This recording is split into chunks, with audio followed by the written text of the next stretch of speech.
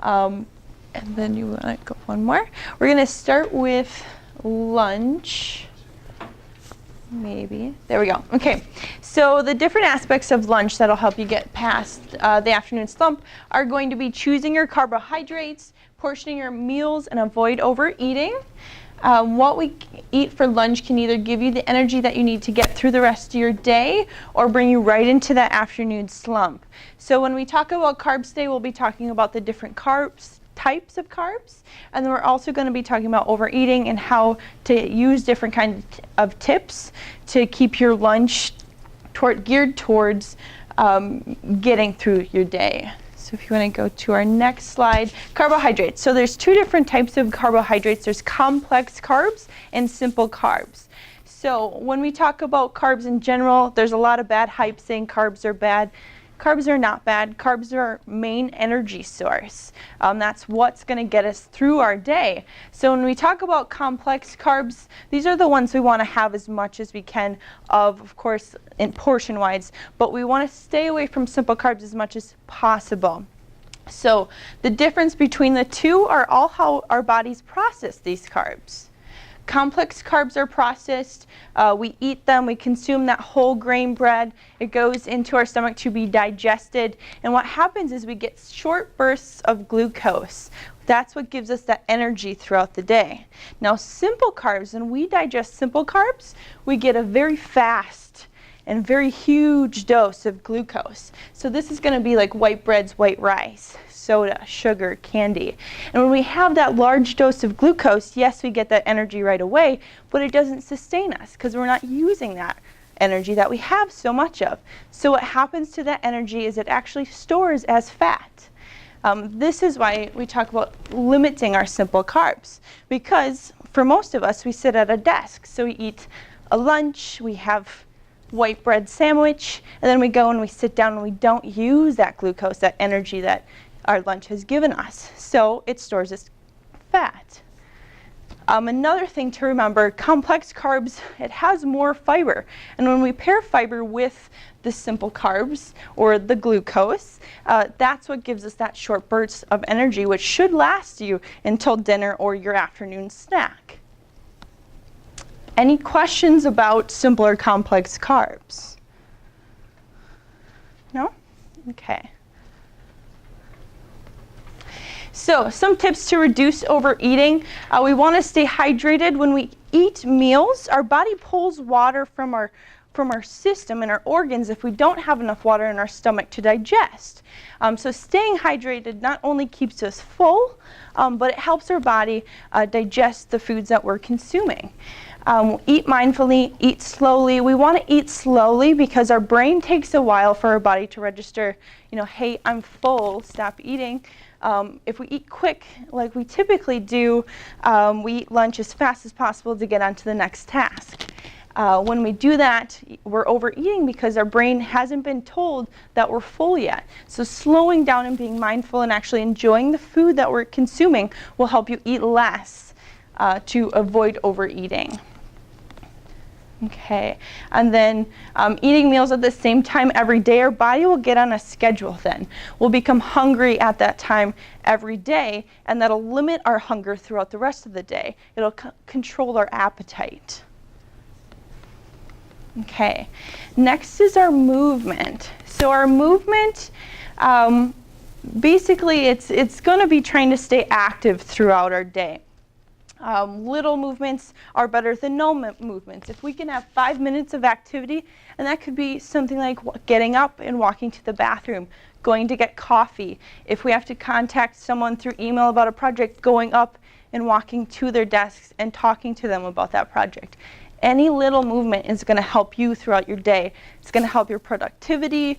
It's going to keep away from the afternoon slump where we're sitting there and we just can't go anymore because we had all morning working as hard as we can trying to complete the projects that we're working on. So staying active, and then also stretching, making sure our body feels good throughout the day. So long throughout the day, our body kind of gets cramped and our chest muscles tighten, and that's why we get that humped back throughout the day, and that's going to just cause pain through our upper back, our neck, and that can go all the way down through our hips tightness through our hips. So making sure we're stretching throughout the day is very, very important as well.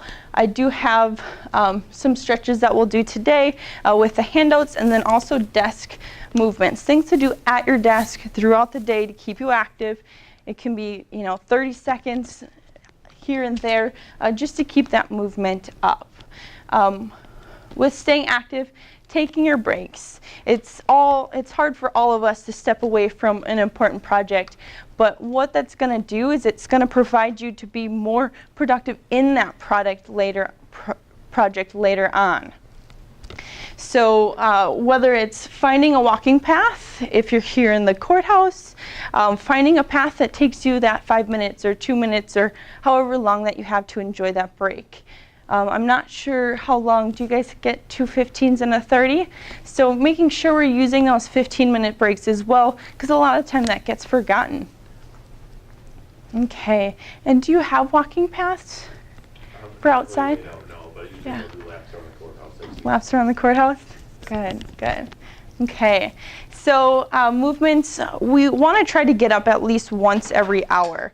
I believe on the neat sheet that I have in here for you, it says moving 3 minutes of every hour, if I remember correctly. Yep, 3 minutes every 60 minutes of sitting. So that's just, like I said, it's going to help with your productivity. It's going to make you feel better throughout the day and get you through that slump. We've got desk movements and NEAT also to talk about. NEAT is non-exercise activity thermogenesis. So that's like your daily living habits, walking, moving, gardening, anything that you typically do throughout the day. That's what NEAT is considered. So that doesn't necessarily mean we always have to make sure we get 30 minutes of a big bout of exercise each day. It can be split into little increments of being active, doing your normal daily tasks. Okay, so first I did want to go over our stretches. I do have the stretching handout in front of you guys if you want to pull that up. We had our coworker Sam model for these photos. The ones that I really want to point out are going to be, there we go, are going to be the chest one, which is on the bottom. So this is what gets tight throughout our day, because our body isn't supposed to stabilize us for that long of sitting. So as this gets shorter, we start to round our shoulders. So we want to keep that stretched out. So just opening our arms is going to pull that muscle and stretch it out throughout the day. So doing that once, twice, 3 times a day is great. And then also if you look over to our office exercises, I have 2 movements there. One is a yoga move. It's called cat and cow. Basically what that movement would be is rounding and then opening up. It's going to stretch out both sides of that spine, which is important for the movement of the upper back. Okay, so just to look at some of these stretches, I'll actually have you guys stand up for a moment and let's just do some of these so we can feel what it's going to feel like to do these throughout the day. So I'll have you stand up. We'll start with the stretching. We're going to do our hamstring. So for those of you, if your hamstrings are very tight and you can't bend over, you can also use the table to bend back. So hamstring would be reaching down to the ground as far as you can. Good. Try to push your hips as far back as possible. You should feel that pull throughout the backs of your legs. Okay. For each stretch, we want to hold it for 20 seconds so we get the full potential of that stretch. Of course, the longer is better. Okay. Good. Okay, so now we're going to go all the way up to our upper body. We're going to stretch out our obliques, pushing up through. Good. So another thing to remember is as we're sitting, we have what's called the sitting disease. So as we sit, we kind of lose circulation through our body, and stretching helps to prevent those risks. Okay, bringing it down. Good, we'll do the shoulder. This one's my favorite, especially when we're sitting at our desks. Gets right between those shoulder blades. Good. and bring up, and then we're going to rotate a little bit to our side, get nice and long, so we're going to feel that throughout here. Good.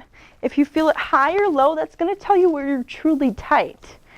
Some will feel it here, which is where we're supposed to feel it, but if you're feeling it up or low, that means we're tight in either our shoulder or hip complex. And go to the other side. Good. Okay, and let's all do the chest one, so opening up. Good. To advance this more, you can use a table or a wall. So basically, you'd be pushing against that to really get that nice and wide. Good. Okay, and then I'll have you turn those palms back. This is for the biceps. Good. Okay. Okay. So next one I want to do the neck because that gets nice and tight throughout the day as well. So we're just going to drop our head down, keeping our chin tucked. Feel that pull all the way down through the top of your back. Good. And lifting up and then turn to the side. So the thing to remember, especially with neck stretches, we want to keep our shoulders down. They tend to pull up when we compensate. And back to the other side. Good. And forward. Okay. So I'll have you each take a seat, and we're going to go through our core exercise. I want you to feel what it's like to do cat and cow and to stretch out both sides of the spine. And then I also want to go over hip circles and tail tucks. So cat and cow, we're going to lift our chest up, drop our head back. Good. And then cow, we're going to do the exact opposite, drop our chin down, round our back. Good. And back. Cow. And one more cat. Good. Awesome. So our next one's going to be for a lower complex. So these are tail tucks. I don't know how well you can see me, so I'm going to do it in a squat. So this one, we're going to push our hips forward, the bottoms of our hips forward, and then push them all the way back. This is going to stretch out the lower spine. So the opposite of cat and cow for the upper. Looks pretty silly, right? Looks pretty silly. But that's going to really stretch out the lower body as well. And then we're also going to do hula hoops, so rotating your hips in your seat.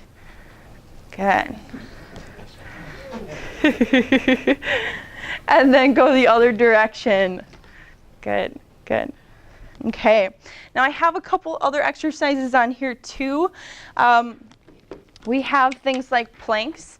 Planks is probably my favorite ab exercise because it really hits this. Not only does it hit this, it hits our whole body because we need our whole body to support ourselves. So when they say, do you want to get the tonus in your abs, always go to a plank because you're using your whole body and you're really focusing on that core. And planks can be done on a table, it can be done on a chair, it doesn't have to be done on the floor. It can be done on a wall if you need to. So start wherever you feel comfortable. The goal for an adult is to get up to a minute, of course starting with 15 seconds and working our way up.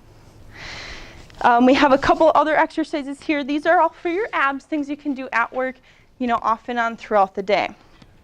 Any questions on these exercises? No? Okay. So now we'll just talk a little bit about NEAT. Like I said, it's your day-to-day movements. It's not bouts of exercise. I do have some tips on here to increase your NEAT. We have taking the stairs, parking further away, delivering messages by hand instead of email, like I said earlier, a standing desk, or in some cases stability ball, depending on what your employer works. I know some people aren't allowed to have them. Are they? Yeah. Us too. Don't worry about that. Aspirus doesn't allow it either. Okay. But those are just some tips on how to prevent sitting disease as well, as it's becoming more and more common. Okay, so our last one is going to be mindfulness. Now, a lot of the times when people hear mindfulness, they think of meditation. And that's not what mindfulness is. It is a part of mindfulness. It can be one of the things that we can do to gain mindfulness, but it's not the only thing. When we think of mindfulness, I'd rather think of awareness and gratitude, becoming aware of your surroundings, how your body's feeling, and especially how you feel after you eat, after you exercise. And that's how we can kind of create an intrinsic happiness, and that's what creates good habits. Okay, so awareness and gratitude. This could be as simple if you're in a stressful environment or something's not going right, and you just want to take 5 minutes or less to just focus on your breathing. It could be deep breathing. So what that would entail is a deep breath in, and I'll have you do this with me. Deep breath in and out. The goal is 4 seconds in, 4 seconds out. And in, and out.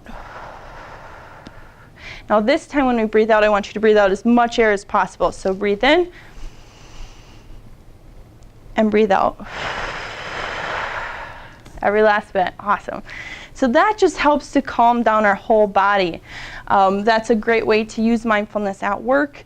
It's easy to do while you're doing other things too if you need to, but just deep breathing is a go-to for us. Taking your lunch breaks. Now, like I said, we're busy. We've got a million things to do. Not all of us take our lunch breaks, even though we should, and we know we should. But taking those lunch breaks to eat, to get outside, to read, to do something you enjoy throughout the day, that's going to help overall bring you to the end of the day and get over that afternoon slump. Eating mindfully, like I said, enjoying the food that you're eating. Taste what it actually tastes like. Feel what you feel after you eat it. Okay, gratitude notes. So this is being thankful, thanking an employee or a coworker for doing something for you. And not just a verbal, but a written thank you, so that they really acknowledge, you appreciated them in that moment that they helped you. And then also gratitude towards ourselves, listing one thing each day, one positive thing that happened to you. We kind of get in a mindset where we're very negative about ourselves in our days. What didn't go well? And we constantly talk about that, but we never bring up what was positive throughout the day. So listing at least one positive thing throughout the day can help increase mindfulness and gratitude. Okay, so stress management tips. Take your breaks. Get away from the stressor. Exercise. I have one exercise for abs at your office chair. We've got smile and laughter. Enjoy your day. Go talk to your coworkers. Laugh. Enjoy each other's presence and learn about each other. Get social support. If you're having a hard time dealing with things that are going on in your life, feel free to reach out to social support. I'm sure you guys have an EPA or an EAS? Okay. EAB. Okay. Okay. Yeah, okay. So you'll have one of those systems to reach out to talk about those stressors that are limiting you. And one of the things that I found out as a health coach and someone that works with a lot of people on behavior change is stress is usually the reason why they're not exercising and why they're not eating healthy. And if we can manage that stress, we can really achieve the goals that we really want to set out to achieve. And then I put meditate down there. So I don't want you to think that mindfulness doesn't have the aspect of meditation, because sometimes it is useful. That would be basically taking 5 minutes to do absolutely nothing, which is extremely hard because we don't ever do that. So I definitely would challenge you to try to do 5 minutes with nothing. So that means not looking at your phone, not doing anything but sitting there with yourself and feeling how you feel and thinking what you're thinking. Okay. Okay. Any questions? Anything I can help you with? No? Okay. Awesome. Let me know if you do. Adam knows how to reach out to me if you do have any questions. But yeah, thank you so much for being here today. If you would like to go through these, I'd be happy to with you. But other than that, thank you for enjoying your lunch with me. And hopefully this will get you through your afternoon slump. Yeah, thank you.